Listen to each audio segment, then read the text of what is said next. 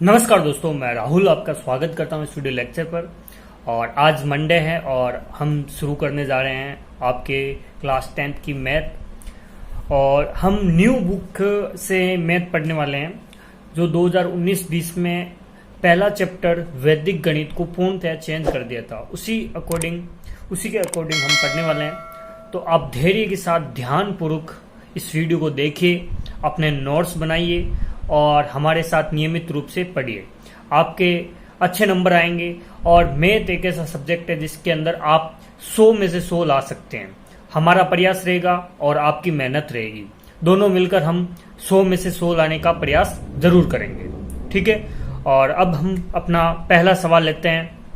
आपके सामने स्क्रीन पर 3 सवाल मिल रहे हैं जो निखिलम विधि से भाग करना है अपने को। ठीक है। सबसे पहले हम इसके स्ट्रक्चर को समझते हैं कि निखिलम विधि होती क्या है, उसके बाद में इसके सवालों को हम समझेंगे। ठीक है। देखो, निखिलम विधि में 3 खंड होते हैं। निखिलम विधि में 3 खंड होते हैं।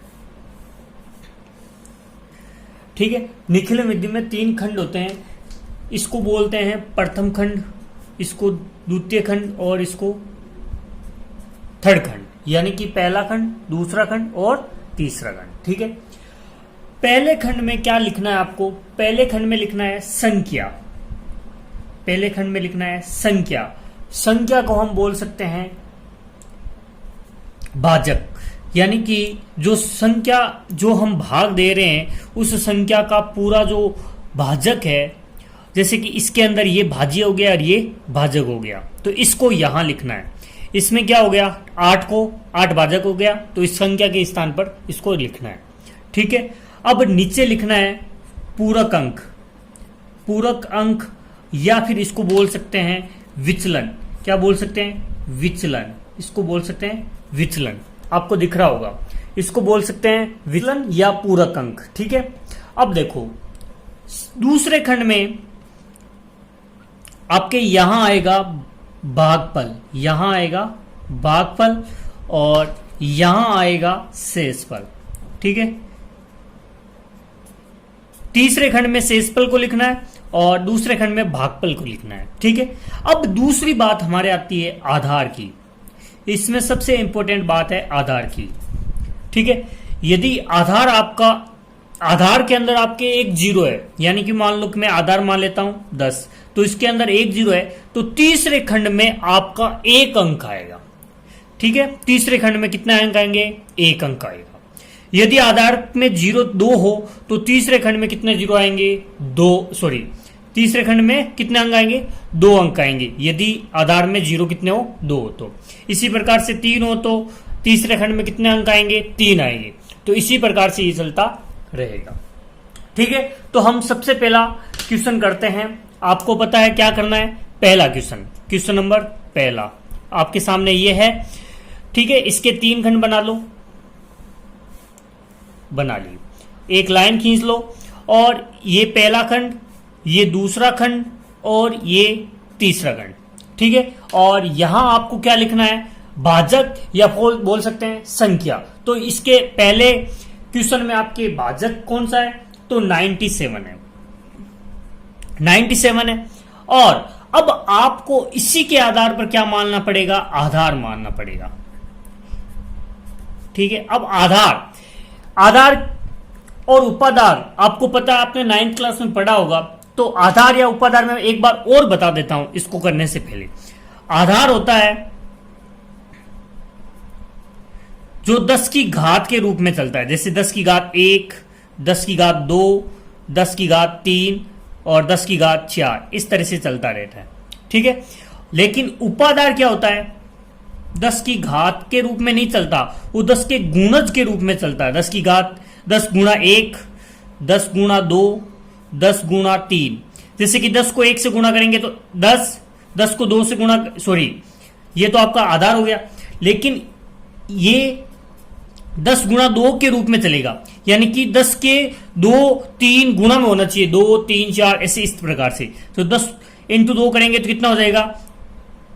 20। और 10 × 3 30, 40, 50, इस तरह से आपके उपाधार निकलते हैं। ठीक है। आधार क्या हो गया? 10 हो गया, 100 हो गया, 1000 हो गया और 10,000 हो गया। ठीक है, इस प्रकार से ये चलता रहता है। अब हमारे सवाल पे आते हैं। तो सवाल कह रहा है कि निखिलम विधि से भाग कीजिए, तो मैंने संख्या के स्थान पर 97 लिख दिया, 97 लिख दिया, या भाजक भी बोल सकते हैं उसको। अब यहां आपको आधार मानना है, तो आधार क्या मानना है? संख्या के पास वाला आधार होता है। तो ये 97 है, इसके पास में कौन सा आधार है? एक तो 10 आधार होता है, एक 100 आधार होता है इनके दोनों के बीच। तो ये संख्या इन दोनों के बीच में है, दोनों के बीच में। तो 10 ज्यादा पास में या 100 ज्यादा पास में, तो आप बोलोगे 100 ज्यादा पास में। तो आधार क्या मान लू मैं? 100 मान लेता हूं। ठीक है, अब यहां लिखना है पूरक अंक। पूरक अंक कैसे निकलेगा? पूरक अंक को निकालने के लिए पूरक अंक, तो आधार माइनस 97 या बोल सकते हैं संख्या। ठीक है, तो आधार कितना आपका 100 है, माइनस 97 यानी कि 03 आपका क्या हो जाएगा? पूरक अंक आ जाएगा। 03 क्या आ जाएगा? पूरक अंक आ जाएगा। अब यहां मैं लिख देता हूं 03। अभी थोड़ी देर पहले मैंने बताया था तीसरे खंड में जितने आधार में 0 होंगे उतनी संख्या होगी। ठीक है, तो आपके आधार में कितने अंक 0 है? तो आपके आधार में 2 0 है। तो हमारे तीसरे खंड में कितने अंक होने चाहिए? 2 अंक होने चाहिए। तो इसके मैं 2 अंक लिख देता हूं, 4 और 5, और बाकी जो बच रहा है वो दूसरे खंड में हमने लिखना है। ठीक है, हो गया। अब देखो, जो आपका पहला अंक है, दूसरे खंड का पहला अंक है, उसको है जैसा उतारना है, उसको है जैसा उतारना है। ठीक है, अब देखो, है जैसा उतारने के बाद में आपको इस 1 का इस 03 के साथ में क्या करना है? गुणा करना है। इस 1 को 03 के साथ में क्या करना है? गुणा करना है। तो 1 को मैं 0 के साथ करूंगा तो गुणा 0 आएगा। ठीक है, और 1 को मैं 3 के साथ गुणा करूंगा तो 3 आएगा। ठीक है, अब देखो, अब जोड़ते हैं तो 2 और 0 कितने होते हैं? 2 होता है। ठीक है, अगली बात आती है, अब 2 को वापस इससे गुणा करना है। 2 को 0 से गुणा किया तो 0। ठीक है, और 2 को वापस 3 से गुणा किया तो कितना आ गया? 6। ठीक है, अब इसको जोड़ते हैं। 5 और 6 कितना हो गया? 11, और 5 और 3 हो गया 7, 7 और 1 कितना हो गया? 8। ठीक है, तो हमारा यहां क्या है? भागफल है। तो इस उत्तर का भागफल कितना आ गया? इस प्रश्न का उत्तर भागफल कितना आया? 12 आया। ठीक है, और शेषफल कितना आया? शेषफल आया आपके 81। यही हमारा क्या है? आंसर है। यदि सवाल समझ में आया है तो लाइक जरूर करें। ठीक है, जिससे हम मोटिवेट हो।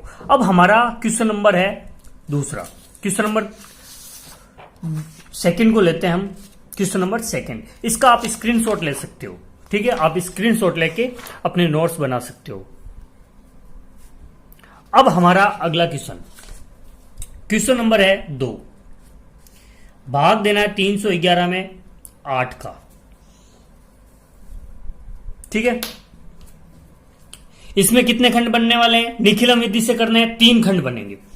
पहला खंड, दूसरा खंड और तीसरा खंड। ये हो गया पहला, ये हो गया दूसरा, और ये हो गया तीसरा खंड। ठीक है, और यहां आपको पता है भाजक या संख्या बोल सकते हैं, वो लिखना है। तो इस भाग में कौन सा भाजक है? 8 है, तो 8 को लिख दो। ठीक है, अब क्या करना है? अब करना है आपको आधार मानना है। आधार क्या? 8 किसके पास में? 10 के पास में। तो आधार क्या हो गया? 10 हो गया। तो पूरक अंक 10 माइनस 8 यानी कि इसका क्या हो जाएगा? 2 हो जाएगा। ठीक है, अब 2 को यहां लिख दो। 2 को यहां लिख दिया मैंने। और आधार के अंदर कितने 0 है? वही हमारे तीसरे खंड में अंक आने वाले। तो कितने 0? 1 है, तो 1 अंक को लिख दो और बाकी को इधर लिख दो। ठीक है, अब अभी मैंने थोड़ी देर पहले बताया था आपको, जो पहला अंक है वो है जैसा उतर जाएगा। पहला अंक है वो है जैसा उतर जाएगा। ठीक है, 3 को इससे गुणा करो 6। ठीक है, 3 को इससे गुणा किया तो कितना आया? 6 आ गया। इनको जोड़ दो 7। ठीक है, 7 को वापस 2 से गुणा करो, कितना हो गया? 14। और अब इनको जोड़ दो, कितना हो जाएगा? 15 हो जाएगा। अब एक और बात आपको समझ में आएगी। ठीक है, 15 है जो शेषफल है और 8 है जो भाजक है। तो 8 से 15 क्या है, बड़ा है। हमेशा आपको ध्यान में रखना है शेषफल छोटा होना चाहिए भाजक से, या बोल सकते हैं संख्या से। ये आपको स्टार लगा के अपने दिमाग में फिट कर लेना है, ठीक है। शेषफल जो भाजक से क्या होना चाहिए, छोटा होना चाहिए, ठीक है। अब क्या करें, तो अब क्या करना है, 15, 8 में 15 में भाग देना है। तो 8 का एक बार जाएगा तो -8 करना है यहां, ठीक है। जितनी बार जा रहा है, चाहे 2 बार जा रहा है, 3 बार जा रहा है, उस संख्या को यहां लिखना है और माइनस करना है। 15 में से 8 जाएगा तो कितना बचेगा, 7 बचेगा, ठीक है। और कितनी बार गया है वो हमेशा भागफल में 1 आए चाहे 2 आए उसको ऐड करना है। तो कितना आया, 38 आ गया। ये आपका क्या है, उत्तर है। इसको या मैं लिख देता हूं, भागफल कितना आया भाई, भागफल आया आपके 38, शेषफल कितना आया 7। ये आपका क्या है, उत्तर है, ठीक है। इसको ध्यान से आपने समझा है। एक बार और समझ लेते हैं कि पहली संख्या को है जैसा उतारना है। फिर इस जो संख्या आई है भागफल के रूप में, जो संख्या आई है हमने जैसे है जैसे उतारी है, उस संख्या को पूरक अंक के साथ में गुणा करके उसको अगले अंक के साथ के नीचे लिखना है, अगले अंक के नीचे लिखना है। तो 3 दूनी 6, 6 को मैंने 1 के नीचे लिख दिया और 1 और 6 कितना हो गया, 7 हो गया, ठीक है। 7 को वापस पूरक अंक के साथ में क्या करना है, गुणा करना है। तो कितना हो गया, 14। 1 और 4 कितना हो गया, 5 और 1 15। 15 है जो भाजक से क्या है, बड़ा है। तो मैंने क्या किया, जितनी बार भाग जा रहा है उतनी बार दे दिया। तो 15 में कितनी बार भाग जा रहा है, 1 बार जा रहा है, तो भागफल के रूप में 1 को ऐड कर दिया और जो संख्या आई है उसको -8 के, जो भी संख्या आती है उसको हम माइनस के रूप में लिख देते हैं और माइनस कर देते हैं। तो 15 में से 8 जाएगा, कितना बचेगा, 7 बचेगा। और 37 + 1 कितना हो गया, 38। यानी कि भागफल आपका क्या हो गया, 38 हो गया और शेषफल आपका क्या हो गया, 7 हो गया, ठीक है। ये आपका सवाल का उत्तर है। अगला क्या कह रहा है, अगला प्रश्न है 1013 में भाग दीजिए 88 का, ठीक है। इसमें भी 3 खंड बनाने, ये लो 3 खंड बन गए, पहला खंड, दूसरा खंड और तीसरा खंड, ठीक है। अब आपको 88 यहां लिखना है, लिख दिया। और इसके बाद में आपको क्या करना है, आधार मानना है।